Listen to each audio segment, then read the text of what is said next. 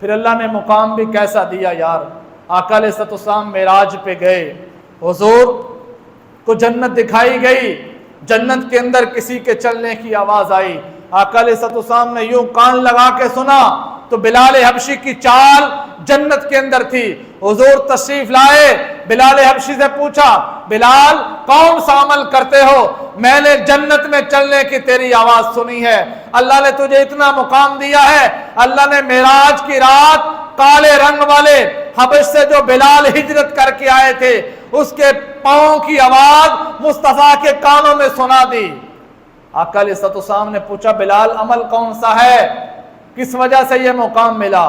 تو بلال نے یہ نہیں کہا میں گلی گلی آپ کے نعرے لگاتا ہوں، میں جھنڈا لے کے گھومتا ہوں۔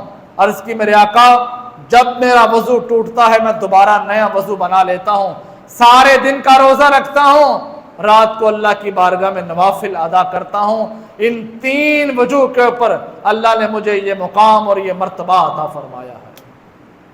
تو بھائی کامیابی اللہ نے دین کے اندر رکھی ہے، کامیابی نبی کے سنت کے اندر ہے، نبی کے طریقے کے اندر ہے۔